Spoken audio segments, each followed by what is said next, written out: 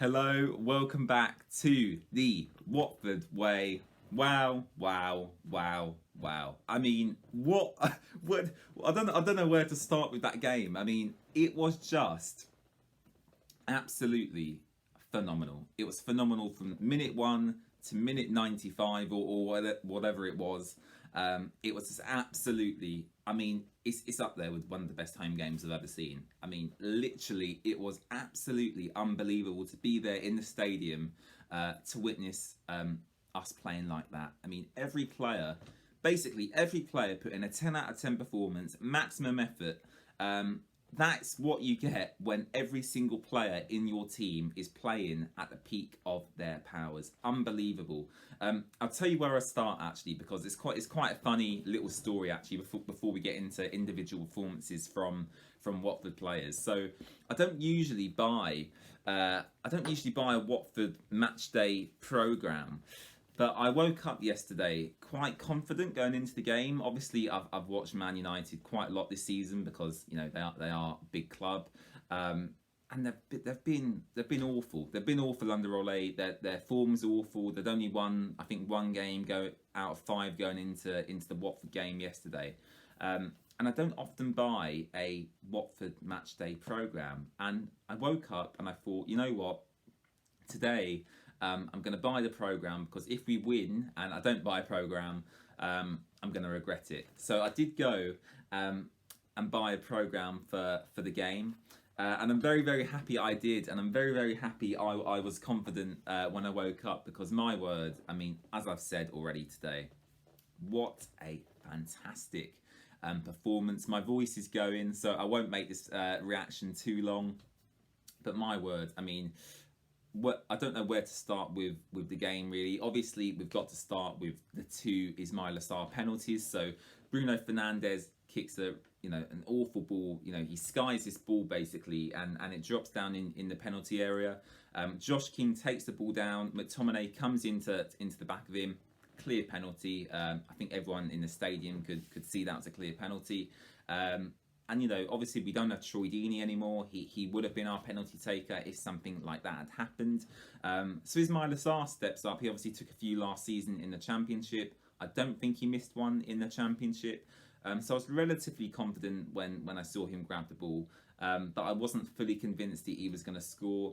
Ultimately, he missed his first penalty and he missed his second penalty. And at that point, I was in a bit of a weird mood because we'd been so dominant up to that point, and I didn't want us to kind of chuck away that opportunity. We had to lead in the game, but it didn't matter because Josh King comes up clutch. Emmanuel takes down the ball on the left-hand side. Lovely pass into King, who basically side foots it past De Gea. 1-0 to Watford, and we're cruising. We're in cruise control, dominating the ball.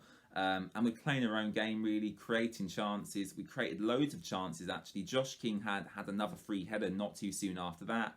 And then the second goal comes through Ismaïla Sarr, who missed the two penalties earlier in the game. He kept going, he kept persisting, he kept getting into them positions. And on the half volley, he slices a ball right into the bottom right hand corner it might have been actually. Fantastic again, Ismaïla Sarr, fantastic finish, and I'm bouncing up and down in the stands. I'm loving life. Everyone around me is loving life, and we go into half time. I go to the toilet at half time as I do every game, and I'm smiling. I am so happy. I'm also a little bit concerned because obviously Manchester United are renowned for coming back into games. They're renowned for going behind away from home and ultimately winning the game. So I was very, very happy, but I was still, they got Ronaldo, they had Sancho, Rashford, Bruno Fernandes. They still had really, really good players on that pitch who could hurt Watford, and they did hurt us because 10 to 15 minutes into that second half, they were dominant. They were creating chances. Ronaldo had a couple of chances. And actually, their chance come through Ronaldo, where they scored because Jadon Sancho crossed the ball into the far post. Ronaldo, leaps like he does. He heads down to Donny van der Beek, who scores, and at that point it's 2-1.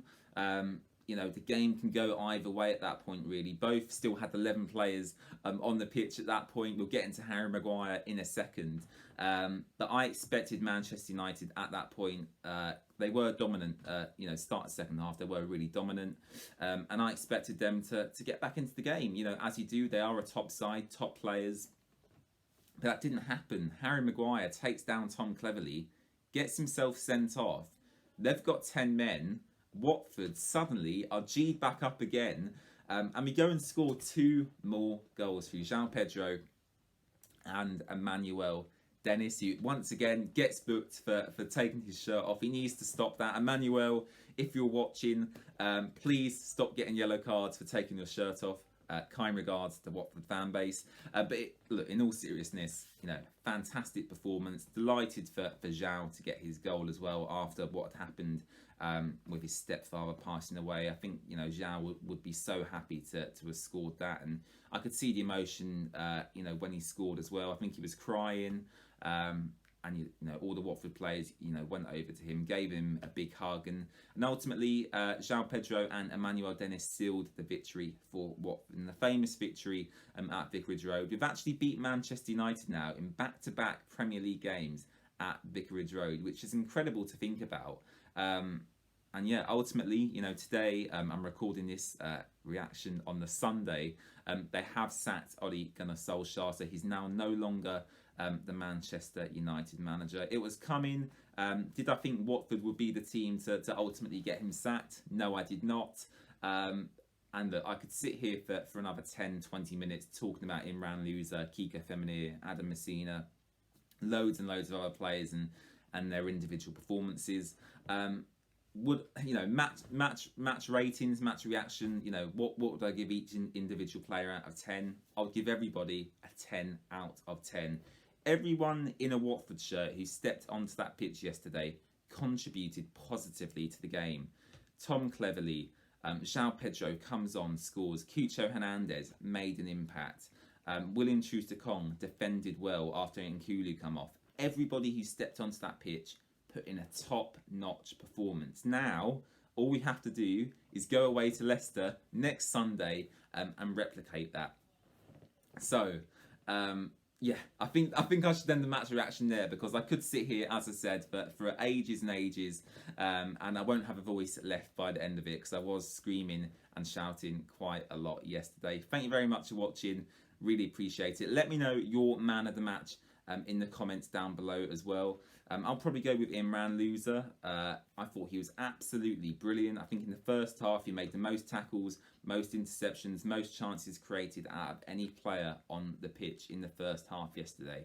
And it's surprising to me how he's not been given any more opportunities, you know, in a Watford shirt this season. But hopefully he will be from now on in Claudio Ranieri's mind.